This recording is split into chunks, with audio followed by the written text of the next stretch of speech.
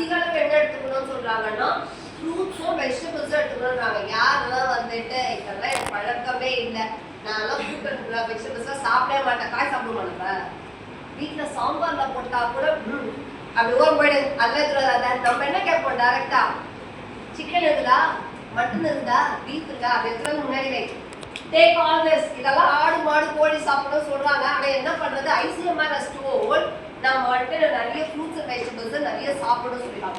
இதுக்கப்புறம் தான் வந்துட்டு தானியங்கள்லாம் சாப்பிடணும்னு சொல்றாங்க. அதாவது அரிசி, கோதுமை, ஓட்ஸ், அதுக்கப்புறம் என்ன இப்பெல்லாம் மில்லட்ஸ்னு ஒன்று வந்துருச்சு இல்லை, அப்படின்னா என்னது சிறுதானியம் சொல்றாங்கல்ல, கேழ்வரகு, கம்பு.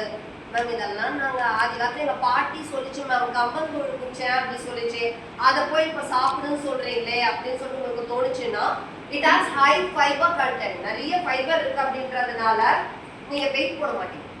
நம்ம டகடகடன்னு வெயிட் போட மாட்டோம். அது நல்லா 3 டம்ளர் நீங்க சாப்பிட்டீங்கன்னா கூட நம்ம வெயிட் போடாம நமக்கு தேவையான எனர்ஜி கிடைக்கும். ஸோ அதனால வந்துட்டு இந்த மாதிரி இருக்க சீரியல்ஸ் அண்ட் நியூட்ரா சீரியல்ஸ் எடுக்கணும். இதுக்கு அடுத்ததா பாத்தீங்கன்னா நீங்க கேட்கறதா உங்களுடைய பிடிச்ச ஐட்டம் வந்துருச்சு. இது என்ன item? Chicken. Chicken. So chicken, egg, meet, fish நீங்க என்ன வேணா எடுத்துக்கலாம். அது கூட சேர்ந்து பருப்பு, பால், தயிர் இதெல்லாம் எடுத்துக்கணும்ன்றாங்க.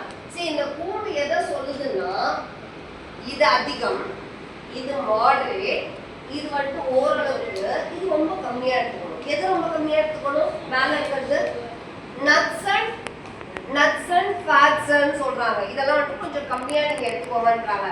எதுக்கு இதை மாதிரி சொல்றாங்கன்னா, இந்த மாதிரி உங்க பிளேட், இந்த பிளேட் பேர் என்னன்னா பேலன்ஸ்டு டயட்.